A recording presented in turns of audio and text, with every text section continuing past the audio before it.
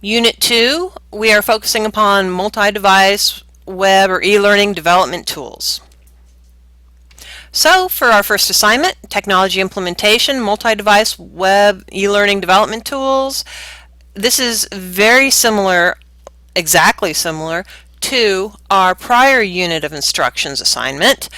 The primary differentiation is that we are looking at different tools now.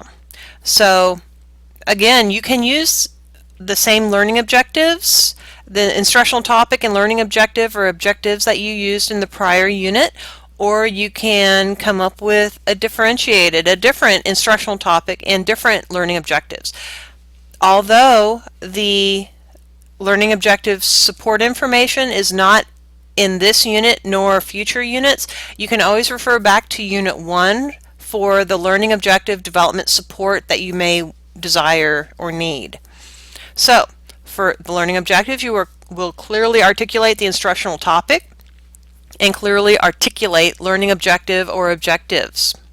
You will analyze each of the different tools available to you as development environment choices, ease of use, viability, understandability. That's why we always have at least 2 options within our units of instruction, towards ensuring that you are not stuck using an environment that just doesn't make any sense to you. You have 2 different ones from which to choose. And again, there are innumerable templates available to you, so you do not have to start from quote-unquote scratch.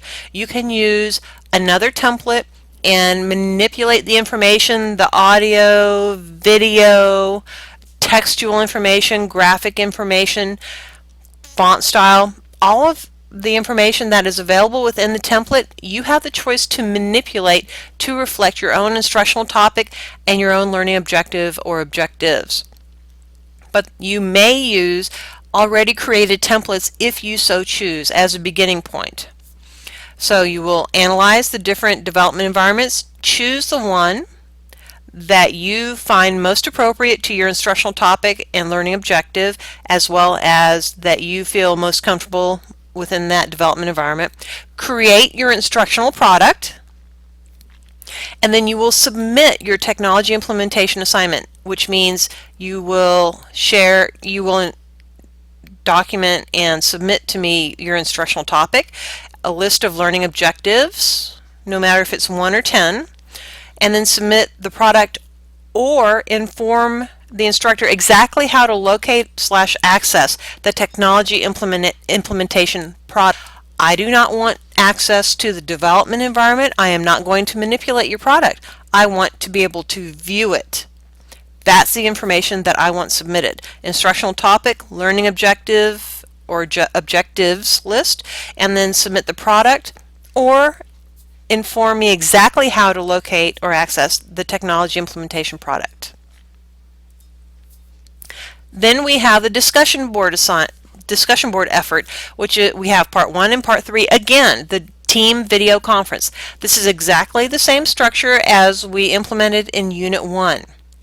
We are working within our team group together and implementing video conferences. However, again, just like Unit 1, each team member will schedule their own video conference event. Each team member will run their own video conference event.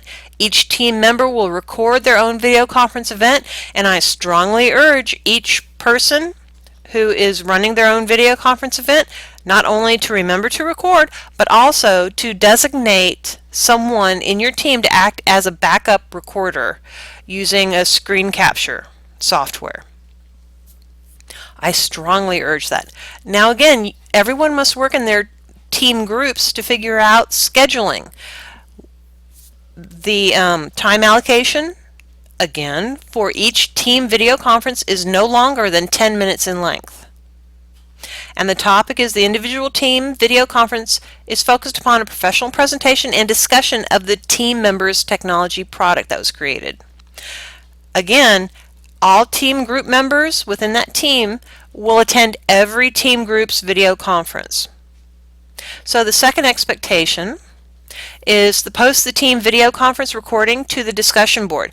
The person who implements their video conference event who is running it, who is recording it, they will take their video conference recording of their event and post it to the appropriate unit's discussion board. Again, I urge you to consider uploading your video to your YouTube channel for ease of access. The minute you upload it, you will have several different ways to share the information, whether it is through a URL, a web address, or you have the embed code that you can embed within the discussion post that you offer. I would suggest offering both if you plan on embedding the video, just in case something crazy happens and it conks out on you, doesn't work. So these are expectations as well. Within the discussion board environment, each course colleague is expected to review the posted team groups video conference recordings within the discussion board environment, as well as the learner colleague must offer quality responses to at least 3 other team group video conference recordings. Again, quality standard, not, hey, that was great, but in-depth, professional, reflective responses. The next assignment. This is page 1 of page 2 of this assignment, which includes part 2 and part 4 of the assignment effort, the peer analysis and the reflections. Part 1, the first expectation is a team video conference peer analysis. All team group members must attend every single video conference that occurs within that team group. The reasoning behind this is you are not only engaged in the presentation and discussion regarding your team colleagues' efforts, but also each team member will offer a peer analysis of the team video conference experience for every single one of our team group members. And as the person creates the peer analysis, they will share the peer analysis with the appropriate person. So not only will, if I were the team member developing the peer analysis, not only would I retain my original copy, but I would also share a copy with the person who ran the team video conference event and shared their technology product and led the discussion. And as well, after my event occurred, then I would receive everyone else's peer analysis effort, so that I would receive feedback on how well I was doing, what the product was, any further development or thoughts that people had surrounding the event. So part 2 of this assignment is the second expectation, a professional reflective manuscript. Just like in Unit 1, it's meant as an opportunity to professionally reflect upon your own strengths and areas of further growth, framed through this technology product assignment and peer analysis assignment within this video conferencing venue. So you'll have your own analysis of the technology product and associated presentation, the peer analysis documents you submitted and that you received, what you viewed as your strengths, what you viewed as your areas of further growth, and then an overarching reflection associated with the topics of the peer analysis. So, what to submit for this assignment? I will need a document that offers the web address, the URL of the team video conference recording. I will need all peer analysis documents that you completed and shared with your team group colleagues, as well as a submission of all peer analysis documents that you received from your team group colleagues, and a reflection manuscript that you developed framing your reflections upon the team video conference peer analysis assignment, including your technology product. So again, I would urge for ease of implementation and focus to use each of these bulleted points within your reflection manuscript and then responding to each one of these headings as the prompt.